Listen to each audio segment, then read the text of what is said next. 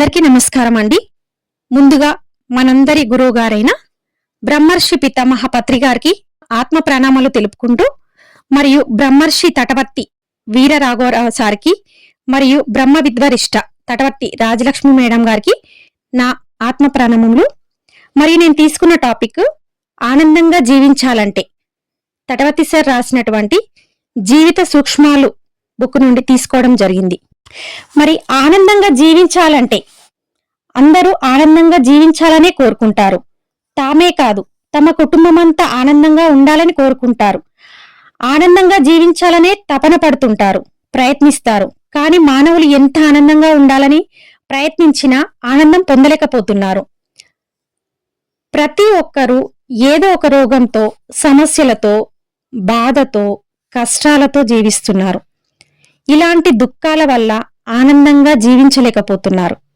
ఆనందంగా జీవించాలంటే ఏం చెయ్యాలో తెలియని స్థితిలో మానవులు ఉన్నారు.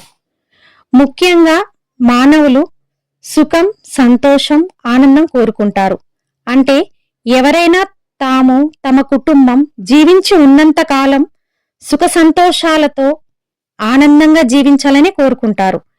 మరి సుఖం అంటే ఏమిటి, సంతోషం అంటే ఏమిటి, ఆనందం అంటే ఏమిటో కూడా తెలుసుకుందాం. ఆనందం దేనికి సంబంధించిందో కూడా తెలుసుకుందాం.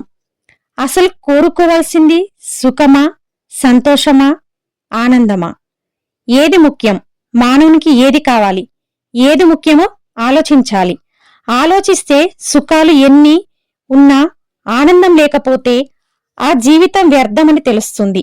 అందుచేత అన్నిటికంటే ఆనందమే ముఖ్యమని తెలుసుకోవాలి. అందుచేత సుఖం, సంతోషం, ఆనందం గురించి తెలుసుకుందాం. ఇంద్రియాలు అంటే కన్ను, ముక్కు, చెవులు, నోరు, చర్మాల ద్వారా మనసుకు కలిగించే తాత్కాలిక తృప్తిని సుఖం అంటారు.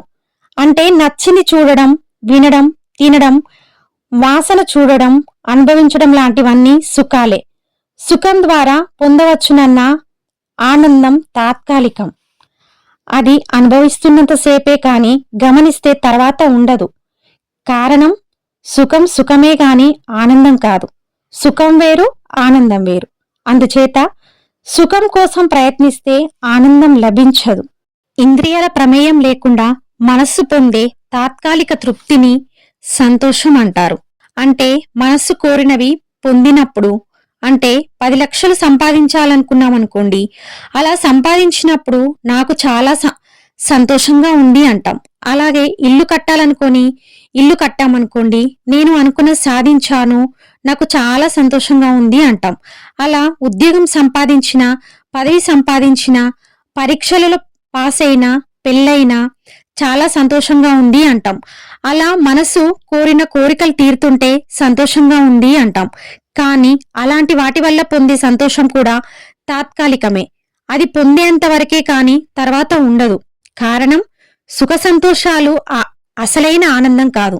కారణం సంతోషం సంతోషమే కాని ఆనందం కాదు కదా. ఇక్కడ గమనిస్తే మనస్సు ద్వారా పొందాలనుకునే సుఖ సంతోషాలు తాత్కాలికమే అవుతున్నాయి, కానీ శాశ్వతం కావడం లేదు. వాటి వల్ల పొందామనుకున్న ఆనందం కూడా తాత్కాలికమే అని కూడా తెలుస్తుంది. వాటిని ఆనందం అనం. కారణం మనసు ద్వారా సుఖ సంతోషాలు మాత్రమే లభిస్తాయి. కాస్త గమనిస్తే దేహాన్ని తృప్తిపరిస్తే లభించేది సుఖం, అలాగే మనస్సును తృప్తిపరిస్తే లభించేది సంతోషం. అంతేకాని ఆనందం లభించదు. కానీ మానవులు వాటి వలనే ఆనందం లభిస్తుందని, వాటిలోనే ఆనందం ఉందనుకొని వాటి కోసమే ప్రయత్నిస్తున్నారు. కానీ ఆనందం అన్నది ఎక్కడ ఉందో తెలుసుకోలేకపోతున్నారు. ఒక కుక్క ఎముకను కొరుకుతూ ఉంటుంది. గట్టిగా కొరకడం వల్ల దాని పన్ను విరిగి రక్తం కారుతూ ఉంటుంది. ఆ రక్తం ఎముకలోంచి వస్తుందని ఆనందపడుతుంది. కాని అది ఎముకలోంచి వస్తున్నది కాదు, తన గాయంలోంచి వస్తున్న రక్తం అని గ్రహించలేకపోతుంది. నిజం కాని ఆనందాన్ని నిజం అనుకుని కుక్కెలా అనుకుంటుందో, మనం కూడా సుఖ సంతోషాలనే ఆనందం అనుకుంటున్నాం, సుఖ సంతోషాలనే ఆనందం అనుకుంటున్నాం. చివరికి భంగపడుతున్నాం. ఆనందం ఎక్కడ ఉందో తెలియడం లేదు. ఎక్కడ ఉందో, ఎలా లభిస్తుందో తెలుసుకోవడం లేదు, ప్రయత్నించడం లేదు. గమనించండి, శరీరాన్ని ఎంత సుఖపెట్టినా ఇంకా ఇంకా అంటూనే ఉంటాం.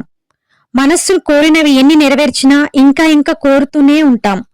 కారణం అవి శాశ్వతం కాదు. వాటి వల్ల వచ్చే ఆనందం కూడా శాశ్వతం కాదు. కానీ అంతా వాటి కోసమే ప్రయత్నిస్తూ ఆనందం లేకుండా జీవిస్తున్నారు. ఎంత కష్టపడినా ప్రయోజనం ఉండడం లేదు. ఆనందంగా జీవించాలనే కోరిక ఎన్నటికీ నెరవేరడం లేదు. చివరికి దుఃఖమే మిగులుతుంది.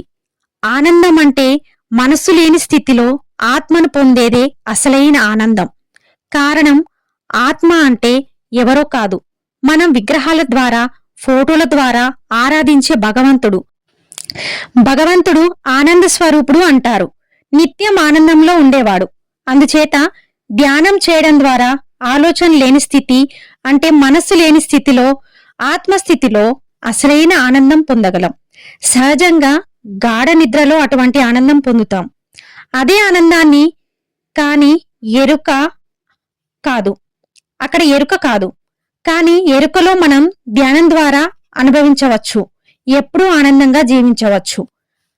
అసలైన ఆనందాన్ని ఎవరైనా మాటలలో చెప్పలేరు, అనుభూతి చెందవలసిందే. నిత్యం అలాంటి ఆనందాన్ని అనుభవిస్తున్న యోగులు సుఖ సంతోషాలకు ప్రాముఖ్యం ఇవ్వరు.